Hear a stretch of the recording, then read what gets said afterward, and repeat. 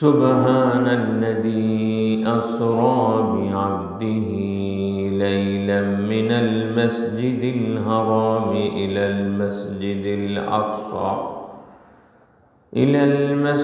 الأقصى الذي باركنا حوله لنريه من آياتنا إنه هو السميع البصير. صدق الله العظيم. وقال تعالى: إن الله وملائكته يصلون على النبي يا أيها الذين آمنوا صلوا عليه وسلموا تسليما.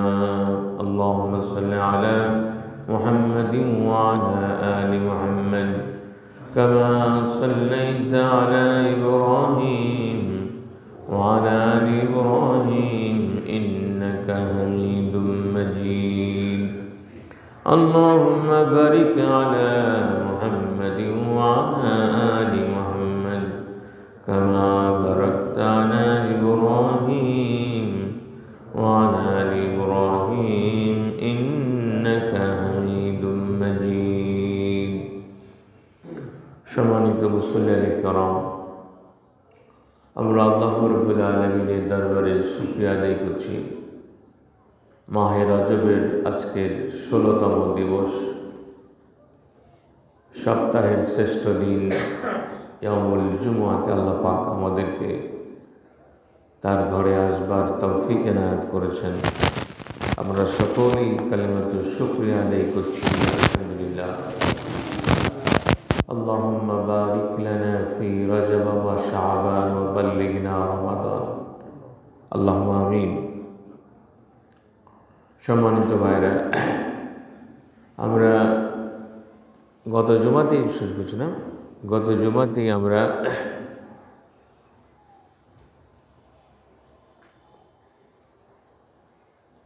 শবে মেরাজের উপরে কিছু আলোচনা শুরু করেছিলাম। মেরাজের মূল লক্ষ্যটা কী ছিল সেটা নিয়ে আম্বিয়া আলাইহিস সালামদের জীবন থেকে আমাদের নবীজির জীবনের এই গুরুত্বপূর্ণ ঘটনার প্রেক্ষাপট নিয়ে কিছু কথা আপনাদের কাছে পেশ করেছি আমরা। আজকে মেরাজের মূল ঘটনাটা সংক্ষেপে একটু বলেই প্রাসঙ্গিক কিছু কথা পেশ করার জন্য চেষ্টা করব ইনশাআল্লাহ।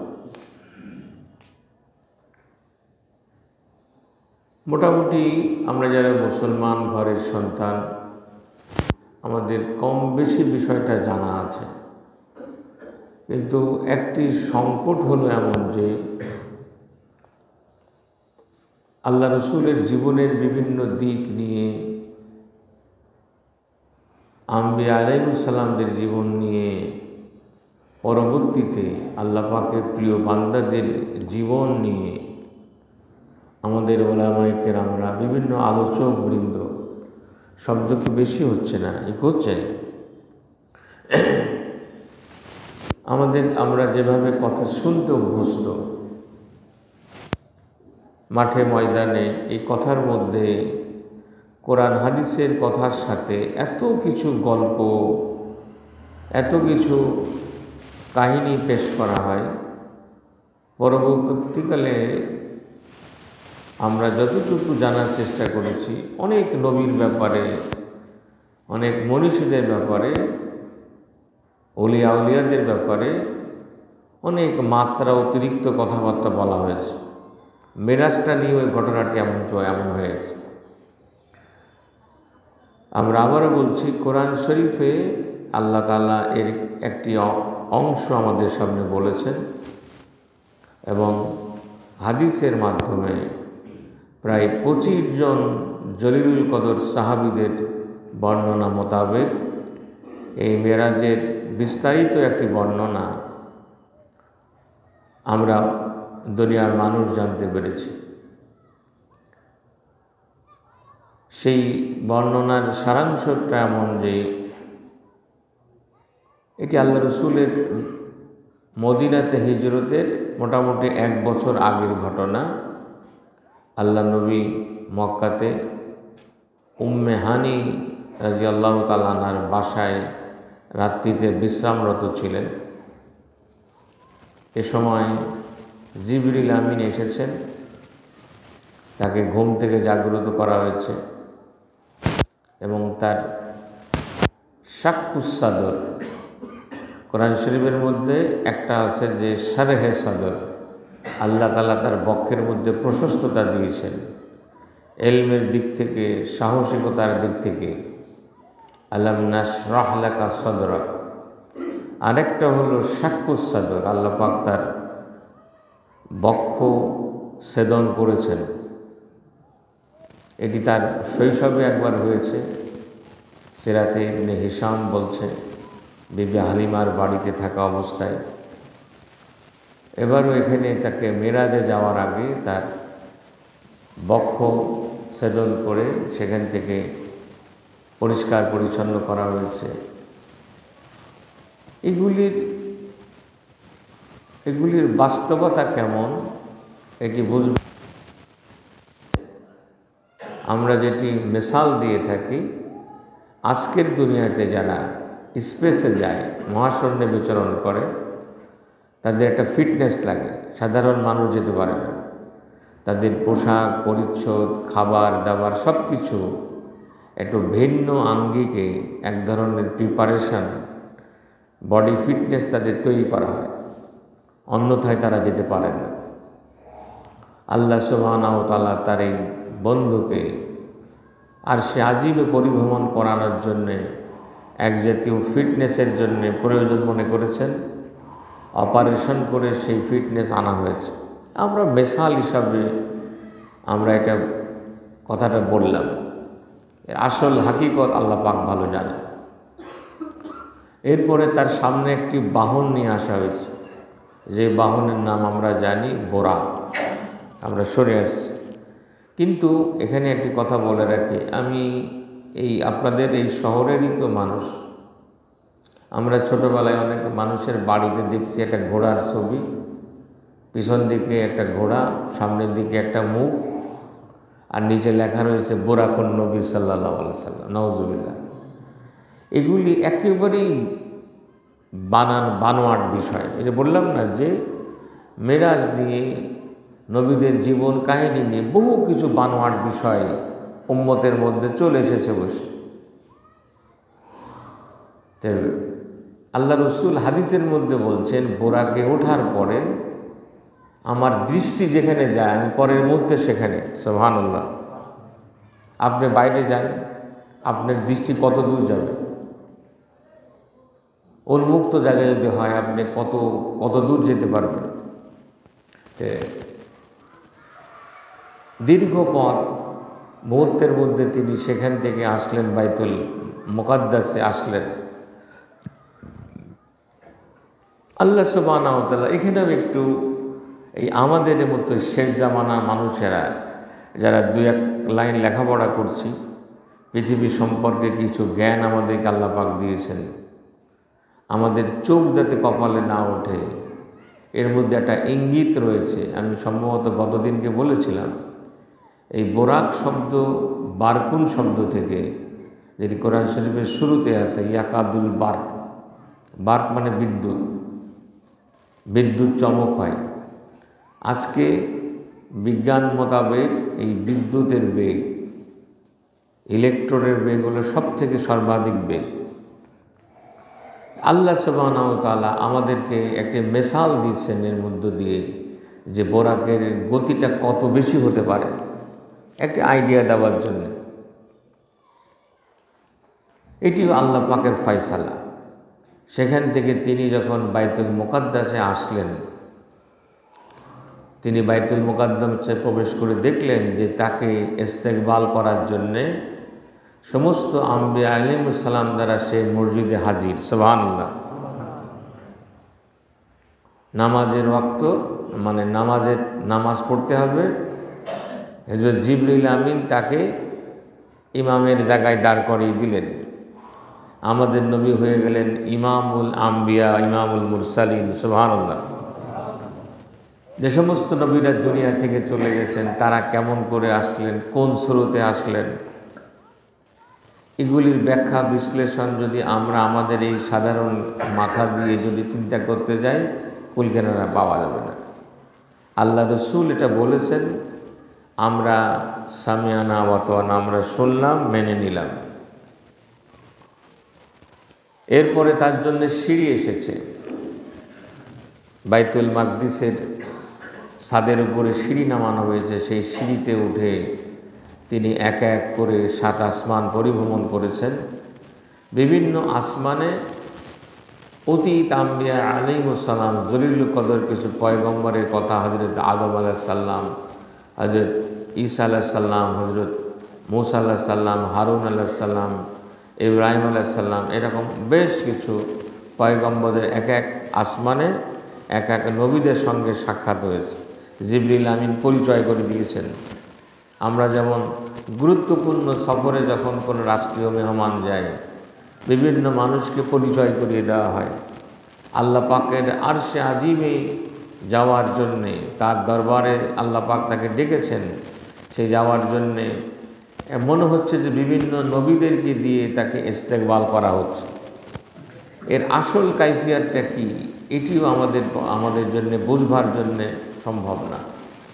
আল্লাহ পাক 7ম আসমানে হযরত ইব্রাহিম আলাইহিস সালামের সঙ্গে তার সাক্ষাৎ, আল্লাহ তাআলা তাকে এত সম্মান দিয়েছেন। এরপরে আল্লাহ পাকের সঙ্গে তার কথাবার্তা হয়েছে। কি কথাবার্তা হয়েছে? হাদিসের আলোকে জানা যায়, কোরআন শরীফের এই যে এত আয়াত, এই আয়াতগুলি আল্লাহ তাআলা জিবরিল আমিনের মাধ্যমে নবীজির উপরে অবতীর্ণ করেছেন। কিন্তু মেরাজের রাতে কোরআন শরীফের 2টো আয়াত, সূরা বাকারার শেষ 2টি আয়াত সরাসরি আল্লাহ তাআলার পক্ষ থেকে নবীর উপরে নাজিল করা হয়েছে। আমানা রাসূলু বিমা উনজিলা থেকে শুরু করে শেষ পর্যন্ত। এবং আল্লাহ রসুলের পরবর্তী সময়ে একটা সুন্নাত ছিল, তিনি রাতে ঘুমাবার আগে এই 2টি আয়াত তেলাওয়াত করতেন। এই আয়াতগুলি যদি আমরা পড়ি সেখানে দেখব, সেখানে এমন কিছু আবেদন, কিছু দোয়া আছে। দোয়া যিনি কবুল করেন তিনি তাকে কিছু দোয়া শিক্ষা দিচ্ছেন। এটার শেষ কি ছিল? ফানসুরনা আলাল কওমিল কাফিরিন। আল্লাহ কাফের সম্প্রদায়ের সাথে আমাদের যে বিরোধ, যে লড়াই, সে লড়াইয়ে তুমি আমাকে সাহায্য করো। সুবহানাল্লাহ। আমাদের উলামায়ে কেরামরা দোয়া করেন, আমি দেখি ফানসুরনা আলাল কওমিল কাফিরিন, ফানসুরনা আলাল কওমিল মুনাফিকিন, এভাবে অনেক দোয়া করেন। কিন্তু ব্যক্তিগতভাবে চিন্তা চেতনায় কোনো কাফের, মুশরিক, মুনাফিক, ইয়াহুদি, নাসারা কোনো সম্প্রদায়ের সাথে আমার কোনো লড়াই নেই, কোনো সংগ্রাম নাই, কিন্তু আমরা দোয়া করি। আল্লাহ রসুল প্রচণ্ডভাবে, আপনারা গতদিনকে বলেছিলাম, তিনি যে মিশন নিয়ে এসেছিলেন, সেই মিশন নিয়ে তিনি পেরেশানির মধ্যে, যে কেউ তার কথাই শুনছে না। হাতে গোনা কিছু মানুষ তার কথা শুনেছে, যারা এখানে মক্কাতে টিকতে না পেরে মদিনা মুনওয়ারায় চলে গেছেন। যদিও মদিনাতে আলো দেখা যাচ্ছে, মদিনার থেকে যে নিউজ আসছে, সেখানে আউস এবং খাজরাজ 2টি বড় বড় গোত্র, তারা আল্লাহ রসুলের এই দাওয়াতকে কবুল করছে, এরকম মেসেজ নবীজির কাছে আসছে। এটা আল্লাহ রসুলের সাথে সেই সময় যে কাফের সম্প্রদায়ের, অস্বীকারী সম্প্রদায়ের যে লড়াই চলছে, সেই ব্যাপারেই একটি দোয়া আল্লাহ পাক তাকে শিখালেন। এই মেরাজে যে 2টো আয়াত তিনি তার উপরে অবতীর্ণ করা হল। এরপরে কিছু তোহফা হিসাবে তিনি আমাদের জন্য 50 ওয়াক্ত নামাজ নিয়ে এসেছিলেন। 6ষ্ঠ আসমানে হযরতে মূসা আলাইহিস সালাম ছিলেন। হাদিসের আলোকে আমরা জানি যে মূসা আলাইহিস সালাম শোনার পরে তিনি বললেন যে আপনি ফিরে যান, আমি বনী ইসরাইলকে দিয়ে জানি আপনার উম্মত এই 50 ওয়াক্ত নামাজ পারবে না। আল্লাহ রসুল ফিরে গেলেন, তাকে কমিয়ে দেওয়া হলো। বেশ কয়েকবার কমাতে কমাতে এসে এই 5 ওয়াক্ত নামাজ শুরু থেকে ছিল। অনেকে বলেন যে মেরাজ থেকে নামাজ, মেরাজ থেকে 5 ওয়াক্তর এই নামাজের ফরজিয়াত যেটা 5 ওয়াক্ত, এটি মেরাজ থেকে। কিন্তু আল্লাহ নবী যখন থেকে নবুয়তের দায়িত্ব পালন করছেন তখনই তাকে জিবরাইল আমিনের মাধ্যমে ওযু করা, নামাজ পড়া শেখানো হয়েছে। তিনি নিজে নামাজ পড়তেন, তার সাহাবীদেরকে পড়তেন, এবং অন্যরা তাকায় দেখতো যে আরে এরা কীভাবে ইবাদত করে, এটা নিয়ে তারা সমালোচনা করতো, কথা বলতো। নামাজ ছিল, কিন্তু এই 5 ওয়াক্ত নামাজের বিধানটা সেই সময় দেওয়া হয়েছে। এটা সরাসরি হাদিস থেকে সাব্যস্ত নয়, কিন্তু কোনো পরবর্তী সময়ে কোনো ইসলামী চিন্তাবিদরা মনে করেছেন এটার সঙ্গে মিল করলে মনে হয় যে এটার সঙ্গে মিল আছে, যে আল্লাহ নবীর পুরো এই মেরাজের সফরটাকে যদি একত্রিত করা যায় সেটি যেন নামাজের তাশাহুদ হয়ে যায়। এটি কোনো ইসলামী চিন্তাবিদদের অভিমত। আবারও বলছি, সরাসরি হাদিসে এমনটি বলা নেই যে আল্লাহ তাআলার দরবারে যে নবীজি বলেছেন আত্তাহিয়াতু লিল্লাহি ওয়াস সালাওয়াতু ওয়াত তাইয়্যিবাত, যেটা আমরা বলি সমস্ত পবিত্রতা, ইবাদত, বন্দেগী, শারীরিক, আর্থিক সব কিছু কার জন্য? আল্লাহ পাকের জন্য। কেউ কোনো জায়গায় সফরে গেলে, কোনো বাড়িতে মেহমান হিসাবে গেলে সেখানে কিছু হাদিয়া তোহফা নিয়ে যায়। আল্লাহ পাকের কাছে যে আল্লাহ রসুল অভিব্যক্তি, এটা কত কথা হয়েছে, কি হয়েছে, সব কিছু আমরা জানি না। তার অভিব্যক্তি হলো এটাই যে সমস্ত ইবাদত বন্দেগী এটি আল্লাহ পাকের জন্যে। আল্লাহ পাক তাকে বলেছেন আসসালামু আলাইকা আইয়ুহান নাবিয়্যু ওয়া রাহমাতুল্লাহি ওয়া বারাকাতুহু। আল্লাহ পাক বলেছেন আপনার উপরে আল্লাহ পাক আমার পক্ষ থেকে শান্তি, রহমত এগুলি অবতীর্ণ হোক। আল্লাহ রসুল বলেছেন আসসালামু আলাইনা। এটাই হলো বলা হয় যে আল্লাহ রসুলের সবথেকে বড় মর্যাদা, মহত্ব এই জায়গায়। আল্লাহ পাকের পক্ষ থেকে এত বড় সম্মান, ইজ্জত পাওয়ার পরে তিনি আমাদেরকে, মানব জাতিকে ভুলে না যে তিনি বলেছেন আসসালামু আলাইনা। আল্লাহ আপনি আমাদের প্রতি, আপনার সমস্ত নেক বান্দাদের প্রতি যেন আপনার এই শান্তি বর্ষিত হোক। এবং ফেরেশতাদের ওই ব্যক্তি ছিল আশহাদু আল্লা ইলাহা ইল্লাল্লাহ ওয়া আশহাদু আন্না মুহাম্মাদুর রাসূলুল্লাহ। এই সব কিছু বললাম না, তার অসংখ্য আল্লাহ তাআলার সঙ্গে তার যে এক্সচেঞ্জগুলো যেন একত্রিত করে একটি আয়োজন করে একটি ছোট্ট কিছু বাক্যের মধ্য দিয়ে আমাদেরকে উপহার দেওয়া হয়েছে। এবং মেরাজের মূল পয়গাম যেটি, এই যে 5 ওয়াক্ত সালাত, আল্লাহ তাআলা তার নবীকে সম্মান দিয়ে, ইজ্জত দিয়ে আল্লাহ পাক তার দরবারে নিয়ে গেছেন। আল্লাহ নবী আমাদের জন্য কি এনেছেন? সলাত এনেছেন। আর সলাত হলো, হাদিসের মধ্যে কথাটা এরকম যে সলাতে দাঁড়িয়ে যেন আমরা আমাদের আল্লাহর সঙ্গে কথা বলি। আমরা নামাজে দাঁড়িয়ে আল্লাহর সঙ্গে কথা বলি। আর স্পষ্ট করে বলা হয়েছে সূরা ফাতিহা যখন পড়া হয় প্রতিটি আয়াতের জবাবে আল্লাহ পাক জবাব দেন।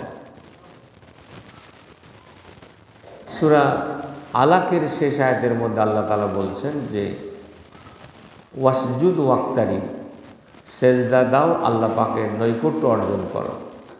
এবং নবীজি বলছেন যে মানুষ আল্লাহ পাকের সবথেকে নিকটবর্তী হতে পারে যখন সে সেজদাতে থাকে।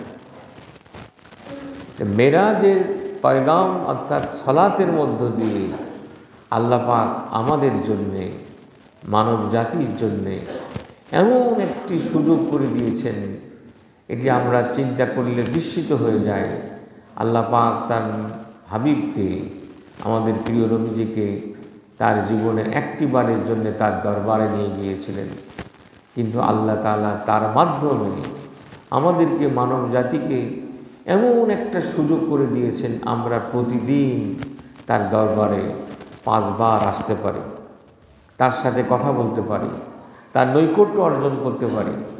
আমাদের সমস্ত ব্যথা, বেদনা, দুঃখ আমরা সব কিছু তার কাছে পেশ করতে পারি। কি বলেন, কথা তাই না বলেন আপনি? ঠিক এই জন্যে এটি হাদিস না, এটি একটি কৌল বলা হয়, আরবি প্রবাদ। আমরা একসময় এটাকে কেউ কেউ বলে ফেলেন এটা হাদিস। আসলে যদি হাদিস হিসাবে প্রমাণিত নয়, সেটি হাদিস বলে বলা কোনোভাবেই সঠিক নয়। আর সলাতু মেরাজুল মুমিনিন, সলাতুল মুমিনের মেরাজ, এটি যারা হাদিস বিশারদ যারা, তারা বলছেন এটি হাদিস হিসাবে প্রমাণিত নয়। কিন্তু আরবি কওল, কথাটি ভাবার্থ সঠিক। নামাজ মুমিনের জন্য মেরাজ, মেরাজে আল্লাহ পাকের সঙ্গে নবীজি কথা বলেছেন। কিন্তু আমরা ঠিক একইভাবে নামাজে এসে আল্লাহ পাকের দরবারে দাঁড়িয়ে আল্লাহর সাথে কথা বলি, আল্লাহ পাকের দরবারে আসতে পারি, তার নৈকট্য অর্জন করতে পারি, তার খুব কাছে আমরা যেতে পারি নামাজের মধ্য দিয়ে।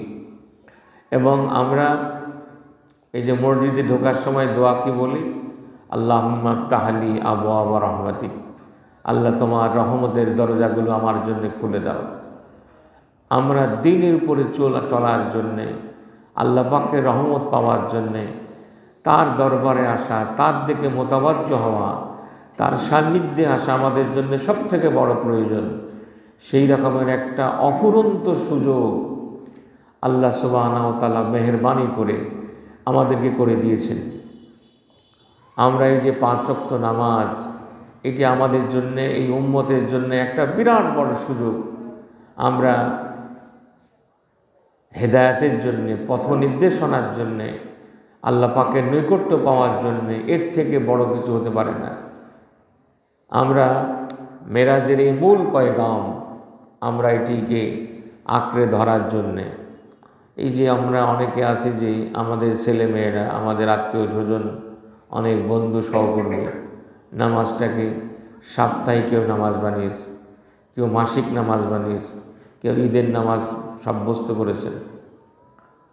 নামাজ যদি কেউ বুঝে থাকে এটি আল্লাহ পাকের নির্দেশ, তাহলে সেই নামাজে 5 ওয়াক্তের জায়গাতে 4 ওয়াক্ত করা, 3 ওয়াক্ত করা, মাঝে মধ্যে করার কোনো সুযোগ আছে? কোনো সুযোগ নাই। এবং এটি যদি আমরা এটাকে, যেমন নবীজি বলেছেন, নামাজ আমার চোখের শান্তি, নামাজ দিয়ে আমি আমার শীতলতা পাই। নবীজির ঘরে মানুষেরা বলছেন আজান হলে নবীজি যেন কাউকে চিনতেন না। আল্লাহ পাকের দরবারে আসবার জন্যে তার যে আকুতি ছিল এবং তার দেখা দেখি সাহাবায়ে কেরামদের যে আকুতি ছিল, আমরা সেই বিষয়টাকে যদি আমরা আত্মস্থ করতে পারি, সারাটা জীবনের জন্যে আল্লাহ পাকের দরবারে ধর্ণা দেওয়ার এই সুযোগটা আমরা অর্জন করতে পারি, তাহলেই আমরা কামিয়াব হতে পারব। আল্লাহ সুবহানাহু ওয়া তাআলা এখানে বলছেন যে, এবং সেখান থেকে তাকে জান্নাত জাহান্নাম দেখানো হয়েছে। আমরা বলে থাকি আরও কত কিছু দেখানো হয়েছে, আমরা সব জানব না। পৃথিবী ধ্বংস হওয়া পর্যন্ত, কিয়ামত পর্যন্ত এই মানব জাতিকে পথ নির্দেশনা দেওয়ার ক্ষেত্রে যা কিছু জানবার প্রয়োজন, যে সমস্ত তত্ত্বজ্ঞান তাকে শেখাবার প্রয়োজন, সবই আল্লাহ পাক তাকে দেখিয়েছেন। এবং মানব জাতির চূড়ান্ত পরিণতি সেই জান্নাত জাহান্নাম, যেটি সারা পৃথিবীর মানুষের জন্যে গায়েবের ব্যাপার, অদৃশ্যের ব্যাপার, সেটি আল্লাহ পাক তাকে দেখিয়েছেন। এই সব কিছু করে তিনি আবার এই বাইতুল মাকদিসে এসেছেন। সেখান থেকে করে ওই বোরাক সেখানে বাঁধা ছিল, সেই বোরাকের পিঠে করে তিনি আবার এই একই রাতের মধ্যে ঘুরে এসেছেন। আল্লাহ পাক এখানে বলছেন, সুবহানাল্লাযী আসরা বিআবদিহি লাইলাম মিনাল মাসজিদিল হারাম ইলাল মাসজিদিল আকসা الذي باركنا حوله لنريه من آياتنا إنه هو السميع البصير। পবিত্র সেই সত্তা যার কাছে অক্ষমতা বলতে কিছু নাই, যার কাছে অপারগতা বলে কিছু নাই। মেরাজের বিষয়টা নিয়ে আমি আবারও বলছি, আপনি, আমি বা আরও জ্ঞানী মানুষ অথবা আরও মূর্খ মানুষ, যে যাই হোক না কেন, যে কোনো জামানার মানুষ এই বর্ণনাগুলি শুনে তারা আশ্চর্য হতে পারে, অবিশ্বাস করতে পারে। যে কীভাবে একজন মাটির মানুষের পক্ষে সম্ভব এই পৃথিবী ছেড়ে মহাশূন্য পাড়ি দিয়ে এক জায়গাতে রাতের একটি ক্ষুদ্র অংশের মধ্যে কোনো জায়গায় যাওয়া, সেখান থেকে ফিরে আসা। মানুষ আশ্চর্য হতে পারে মানুষের লিমিটেশনের কারণে, মানুষের দুর্বলতার কারণে। আল্লাহ পাকে আয়াত বলার আগে তিনি বলছেন যে তিনি সব রকমের মানবীয় শক্তি, ক্ষমতা, দুর্বলতার ঊর্ধ্বে। সুতরাং এটি মুহাম্মদ ইবনে আবদুল্লাহ নিজস্ব চিন্তা চেতনা, নিজস্ব শক্তিতে এই সফর করেন নাই। কোনো মুজিজা, কোনো কারামত, এটা কখনোই কোনো নবী রাসূল, কোনো আল্লাহ পাকের ওলি নিজেদের উপরে সাব্যস্ত করেন নাই। কোরআন শরীফ স্পষ্ট করে বলছে সমস্ত নবীরা, হযরত ঈসা আলাইহিস সালাম মাটি দিয়ে পাখি বানিয়ে বলছেন আল্লাহ পাকের অনুমতিতে তুমি পাখি হয়ে যাও। তার হাতের উপর থেকে মাটির পাখি উড়ে গেছে।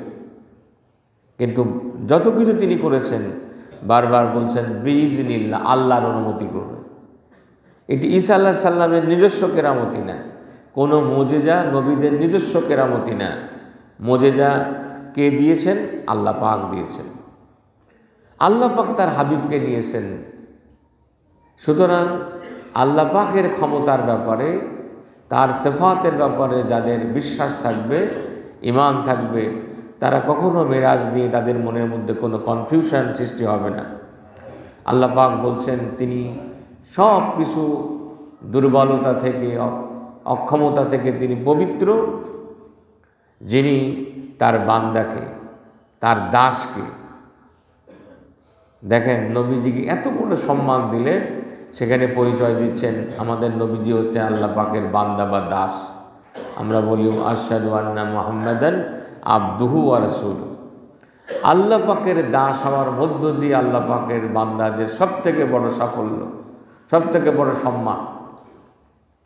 রাত্রির একটি অংশে মসজিদে হারাম থেকে মসজিদে আকসা পর্যন্ত ভ্রমণ করিয়েছেন। এখানে মসজিদে আকসার কথা আল্লাহ পাক বলেছেন আল্লাযী বারাকনা হাওলাহু। এই আয়াত পড়তে গেলেই মনের মধ্যে খটকা লাগে যে বাইতুল মাকদিস আজকে প্রায় কত বছর, 80 বছর হয়ে গেল। আজকে দীর্ঘদিন ধরে এই যে ইহুদিদের কবলে পড়ে আছে, মুসলমানদের আদি কিবলা এবং পবিত্র মসজিদ। আল্লাহ পাক নিজে এর ফজিলত বর্ণনা করছেন যে যার চতুর্দিককে বরকতমণ্ডিত করা হয়েছে। কি বরকতের নমুনা আজকে আমরা দেখছি। এই বরকতের মূল কারণ হলো এই জায়গাটা অসংখ্য আম্বিয়া আলাইহিস সালামদের চারণভূমি ছিল। এটা তাদের কর্মকাণ্ড এখানে চলেছে, সে অর্থে এই জায়গা অত্যন্ত সম্মানিত।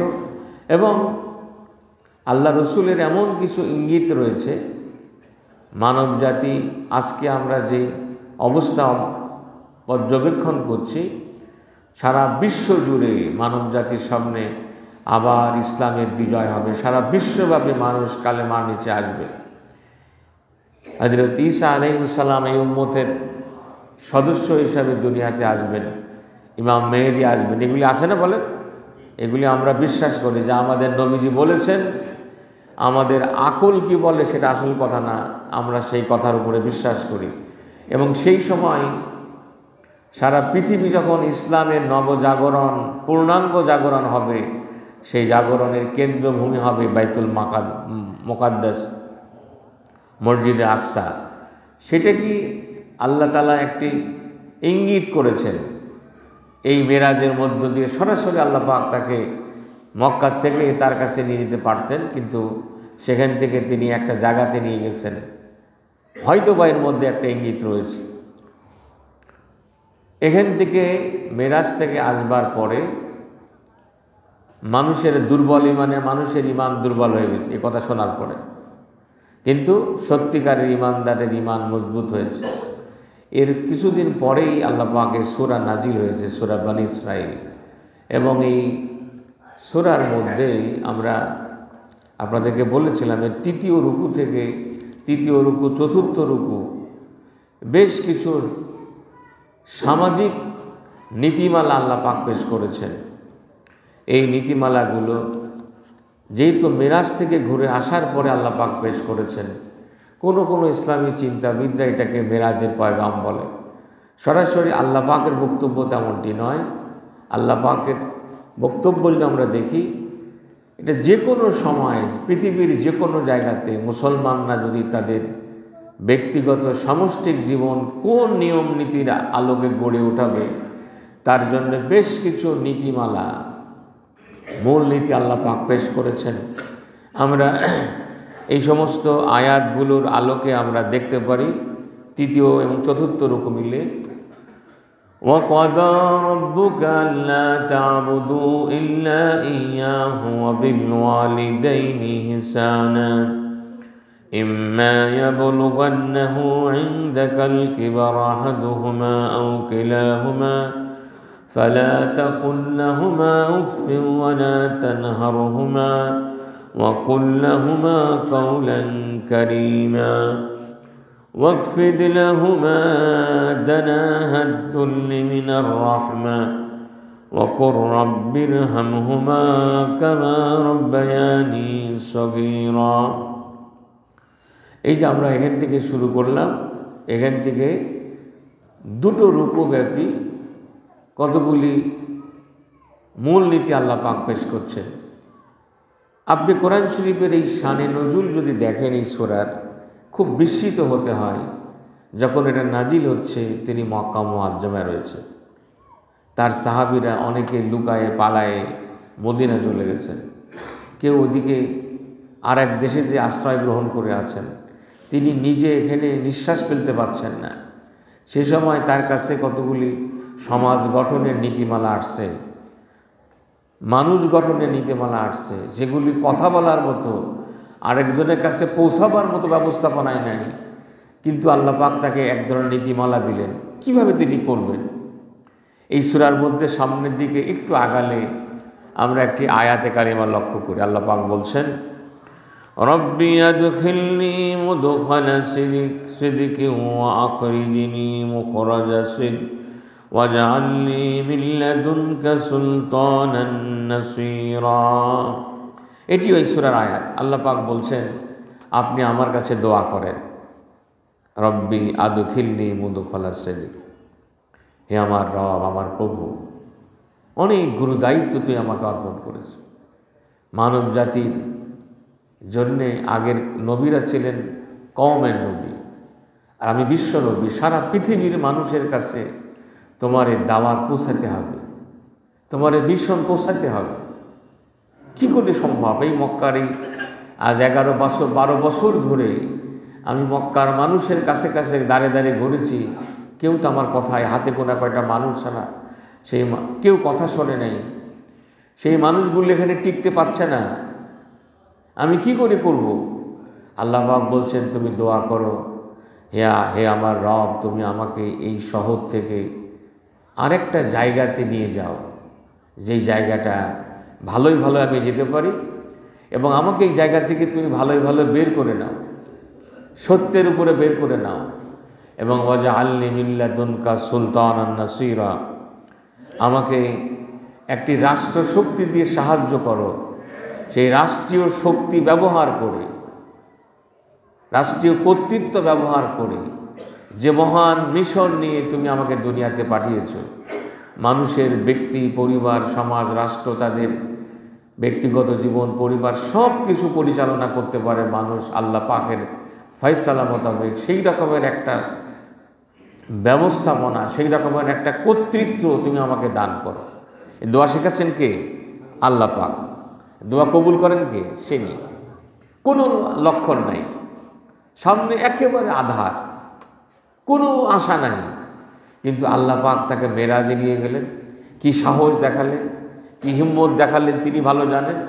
আল্লাহ পাকের ভাষায় লিনুরিয়াহু মিন আয়াতিনা, আমি আমার আয়াত দেখালাম। তিনি কি সাহস হিম্মত নিয়ে এসে বললেন, এই দোয়া করলেন। আমরা ইতিহাস বলছে, আমরা দেখলাম এই মেরাজ থেকে ঘুরে আসার কিছুদিনের মধ্যেই তিনি মদিনা মুনওয়ারা হিজরত করে আসলেন।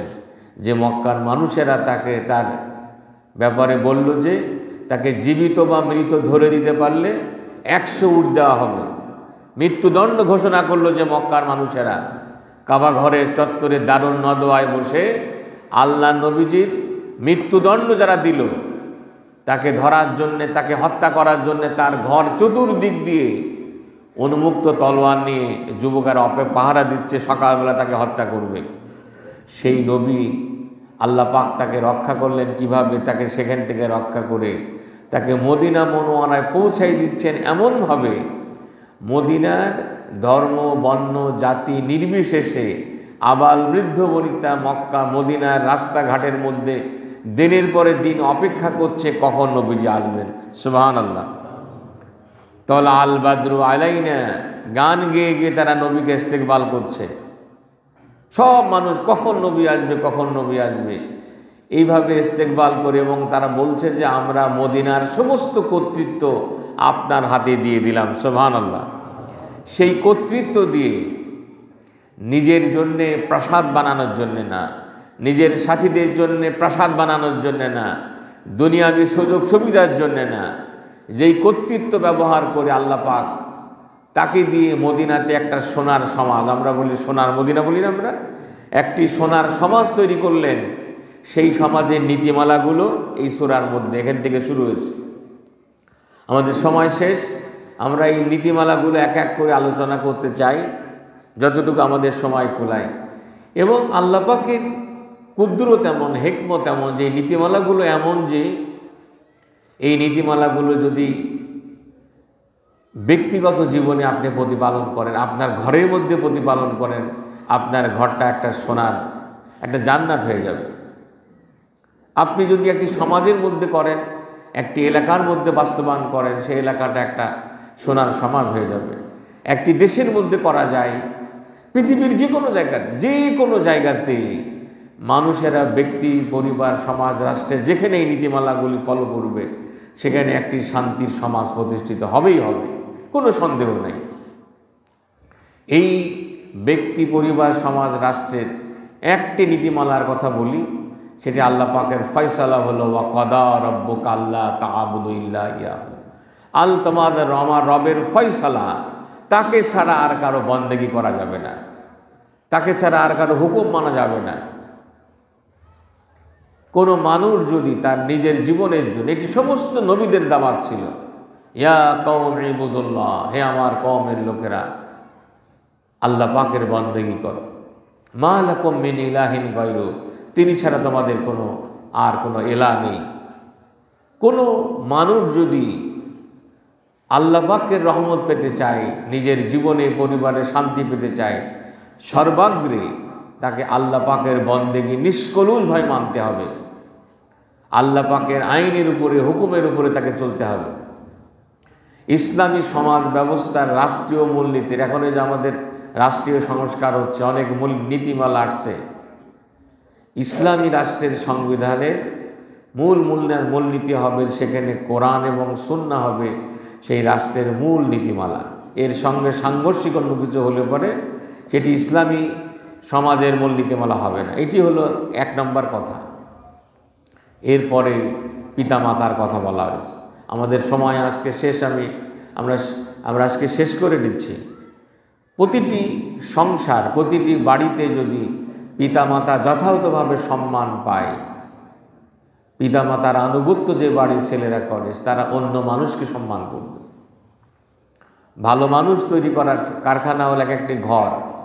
এই ঘরগুলি কেমন করে হবে, ঘরের প্রধান তিনি কোন সম্মানে সেখানে থাকবেন, সেই কথা আল্লাহ পাকের দ্বিতীয় নীতিমালার মধ্যে বলেছেন, ওয়াবিল ওয়ালিদাইনি ইহসানা, তোমরা তোমাদের পিতা মাতার সঙ্গে সদাচরণ করো। তাকে কথা কেমন করে বলবা সেটিও বলা হয়েছে, তার জন্য কেমন আচরণ করবা সব কিছু বর্ণনা করা হয়েছে। আমরা আজকে কথা শেষ করছি এভাবে। 14-15টি নীতিমালা এখানে বলা আছে।